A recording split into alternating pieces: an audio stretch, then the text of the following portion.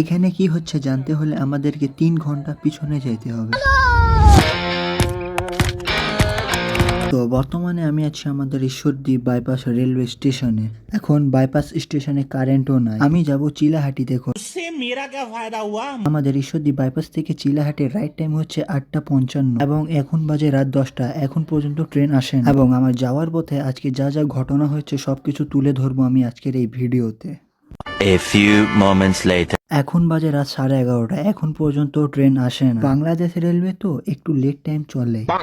A few moments later. Finally ট্রেনটা চলে আসে। প্রায় 3.5 ঘন্টা পর ট্রেনটা আসছে এবং এখন বাজে রাত 12:30। তো আমি যখন নাটোরে যাই তখন দেখি কয়েকটা মানুষ এই আন্টির কাছ থেকে পান বা সিগারেট নিয়ে ওনার টাকাটা দেয় নাই এবং ওইটা নিয়ে ঝামেলা করছে। আসলে ওনার সঙ্গে এরকম করাটা ঠিক হয় না। এই গভীর রাতে রেল স্টেশনের বেঞ্চগুলো ক্লান্ত যাত্রীদের স্থায়ী বিছানায় পরিণত হয়েছে। কত মানুষগুলো তাদের বাড়িঘর ছেড়ে এসেছে বেঁচে থাকার তাগিদে। তাদের গল্পগুলো বিচিত্র, কেউ কাজের সন্ধানে, কেউ প্রিয়জনের খোঁজে। এই রাতে তারা সবাই এক ছাদের নিচে এক অনিশ্চিত ভবিষ্যতের দিকে তাকিয়ে আছেন। আসলে কত মানুষ ঘর ছাড়া হয়ে ঘুমিয়ে আছেন এই রেলওয়ে স্টেশনে। তো প্রায় সকাল হয়ে গেছে, এখন বাজে ভোর 4টা এবং আমাকে অনেক জোরে ঘুম লাগছে এবং আমি ঘুমাইতে পারছি না, কারণ ট্রেনে ঘুমাইতে গেলে জিনিসপত্র এদিক ওদিক হওয়ার সম্ভাবনা অনেক এবং সবাই নিজের মতো ঘুমায় আছে, একমাত্র আমি জায়গায় আছি এবং আমাকে অনেক জোরে ঘুম লাগছে। এবং একটু পরেই সান্তাহার আসার আগে ট্রেনে একটা ভাই আসে। ওই ভাইয়াটা এসে বলেন যে উনার মায়ের হার্টের অপারেশন আছে। উনার মা রাজশাহী মেডিকেলে ভর্তি আছে এবং উনি আরো জানান যে উনার মায়ের অপারেশন হইতে প্রায় 2 লক্ষ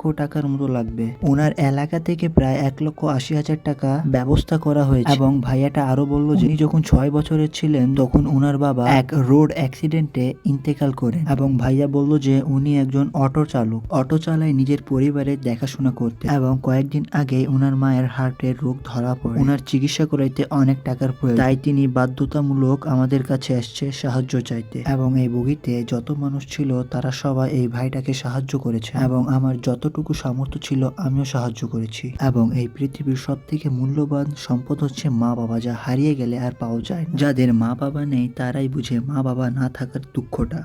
এবং ওই ভাইয়াটা আমাদেরকে কোরআন তেলাওয়াত করে শোনায় এবং আমি ওই ভাইয়ের আম্মুর জন্য দোয়া করছি যেন ওনার আম্মু তাড়াতাড়ি সুস্থ হয়ে যায়। এবং পার্বতীপুরে যখন ট্রেন থামে তখন এইখানে একটু ঝামেলা হচ্ছিল। নিচনে যে মানুষটা বসে আছেন আসলে ওনার মাথায় একটু সমস্যা আছে। উনি একটা মহিলাকে মারতে যাচ্ছিলেন, তখনই ওই মানুষটাকে এখানকার কিছু মানুষগুলো মিলে ধরে নেয় এবং ওই মানুষটা যখন নিচনে বসে যায় তখন জানলাতে বসে থাকা মানুষটা সেখানে একটা কাঁচের বোতল ভাঙে ওকে ভয় খাওয়ানোর জন্য। তখনই সেখানে এক বড় ভাই এসে বলল যে আপনি এরকম কেন করলেন, ওর মাথায় সমস্যা আছে, আপনি ওর উপর কাঁচ কেন ভাঙলেন। এবং এইটা নিয়ে এইখানে আরো কিছুক্ষণ ঝামেলা হলো। তো যাই হোক, এই ঝামেলার সমাধানটা লাস্টে হয়ে গেল। বাংলাদেশ রেলওয়ে অনেক আগায় গেছে। খাওয়ার জন্য ট্রেনে পানির বোতল দেওয়া হয়েছে। আসলে এটা রেলওয়ে দেয় না, কেউ ছাইড়ে চলে গেছে। তো এখন বাজে সকাল 6:30। আমি নিজের গন্তব্যে পৌঁছায় গেলাম। যখন সকাল হয় আমি জানতে পারি কুড়িগ্রাম অভিমুখী 797 অফ কুড়িগ্রাম এক্সপ্রেস জয়পুরহাটের আক্কেলপুরে রেলওয়ে স্টেশনের আগে লাইনচ্যুত হয়। উত্তরবঙ্গের সাথে ঢাকা, খুলনা ও রাজশাহী রেল যোগাযোগ বন্ধ এবং লাইন ক্লিয়ার না হওয়ার পর্যন্ত সান্তাহার পার্বতীপুর সেকশনের সকল ট্রেনগুলো ব্যাপক বিলম্বন হবে। সেজন্য ঈশ্বরদী বাইপাসে আসতে এর এত সময় লাগে। তা না হলে ট্রেন সবসময় রাইট টাইমেই আসে। এবং ট্রেনে যে ভাইটা আসছিলেন ওনার বাসা হচ্ছে সান্তাহারে। আজকের ভিডিও এত দূরই। দেখা হবে আপনাদের সঙ্গে আরেকটা নতুন ভিডিওতে।